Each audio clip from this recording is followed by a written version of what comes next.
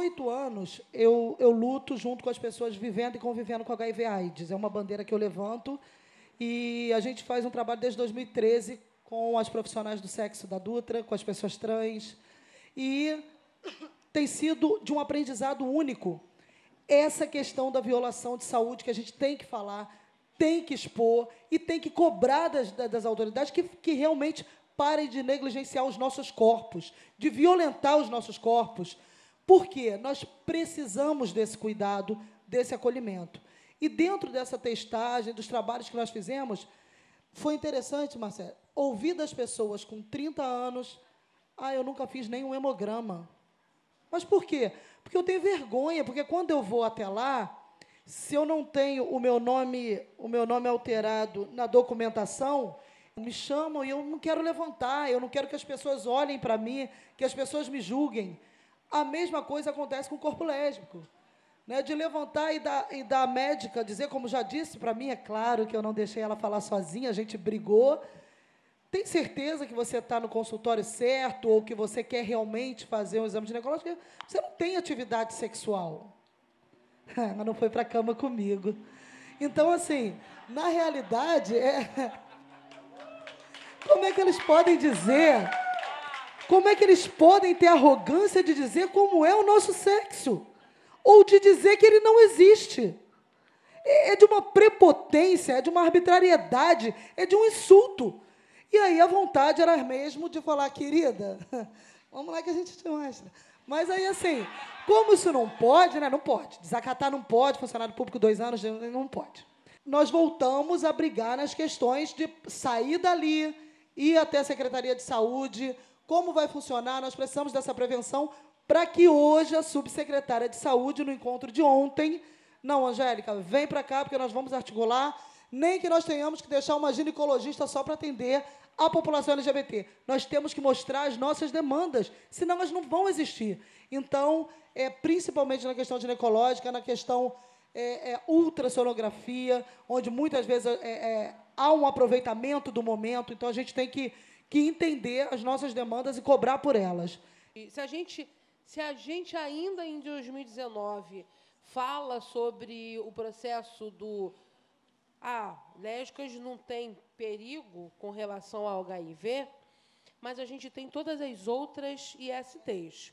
E aí, de 2008 para cá, lá se foram 11 anos, a gente fez, nesse meio tempo, uma pesquisa que falava sobre atendimento ginecológico diante de práticas lésbicas e mulheres bissexuais.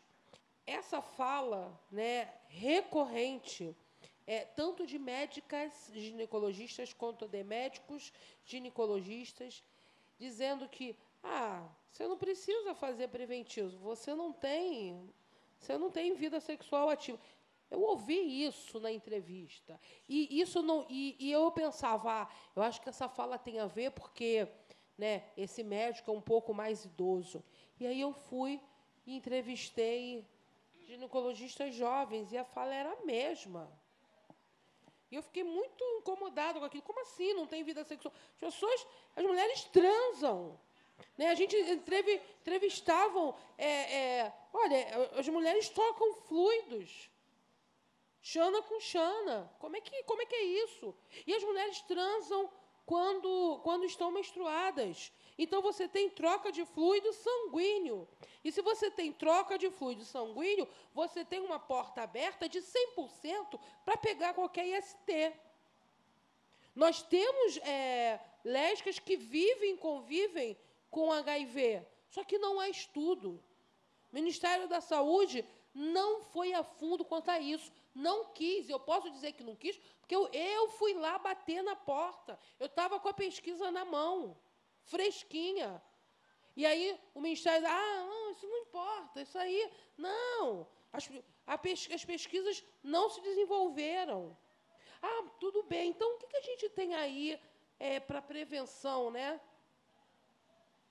Não temos. Não temos nada. Temos que ficar cortando camisinha até hoje. E isso veio antes de mim.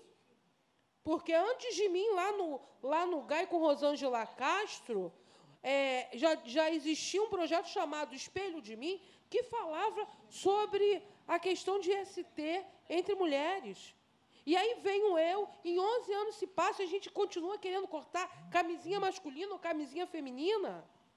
E quando falavam do papel filme, que isso, gente? Olha a loucura. É porque não consideram mesmo os nossos corpos, as nossas práticas. Mulheres que praticam sexo com outras mulheres têm, sim, risco de pegar qualquer IST, porque a maioria das infecções sexualmente transmissíveis se dão a partir do contato de mucosa com mucosa. Sexo oral pega IST, sim. E agora, mas o que a gente faz? O que a gente faz é trabalhar com o que a gente chama de redução de danos. Precisa ir no ginecologista, sim, porque a gente tem lésbicas que estão morrendo de câncer do colo do útero. E, ao adentrar naquele consultório, essa mulher que ele não sabe qual é a orientação dela, ele olha e diz, é ele ou ela? E ela está aqui para parir. E as perguntas quais são? Você transa? Você vai dizer, transo. Ah, usa camisinha? Não. Ah, usa camisinha? Não. Ué, não usa camisinha? Toma anticoncepcional? Também não. Ah, então está querendo engravidar. Não, senhora, eu transo com mulheres. Ah, então... Eu passei por isso. Uma ginecologista queria pegar um cotonete. Eu pensei, ué, será que ela está achando que o meu ouvido está sujo? Eu fiquei louca. Fiquei louca.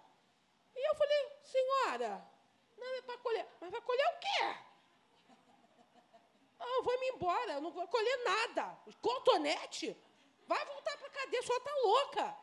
E aí a gente é chamado de, olha lá, essa mulher aí, ó, negra raivosa. Porra, são os nossos direitos. Mas a gente precisa conhecer isso. Nós precisamos conhecer os nossos corpos. Porque, enquanto mulheres, nós não conhecemos os nossos corpos, nós não nos cocamos. Antes de sermos lésbicas, somos mulheres. E os nossos corpos, a todo momento, sempre foram corpos colocados dentro de uma redoma para que não sentíssemos prazer, apenas para darmos prazer. E tudo isso tem a ver com o processo da saúde sexual e reprodutiva. Por isso a importância de, cada vez mais, falarmos sobre esse tema. Eu só queria falar também que a gente não pode ter medo do engajamento político. Eu sei que a gente está criando cada vez mais essa sociedade apolítica, né, mas, ao mesmo tempo, se a gente não entrasse aqui em contato com o que está acontecendo hoje, eu tenho certeza que muita gente aqui está aprendendo também com as falas que estão sendo faladas. Então, a gente não pode ter medo do contato, a gente não pode ter medo de pedir ajuda, a gente não pode ter vergonha, senão a gente nunca vai ter acesso a essa informação, porque a gente sabe que a gente não pode contar com o Estado. Então, se a gente não pode contar com o Estado, a gente se ajuda para que a gente ocupe.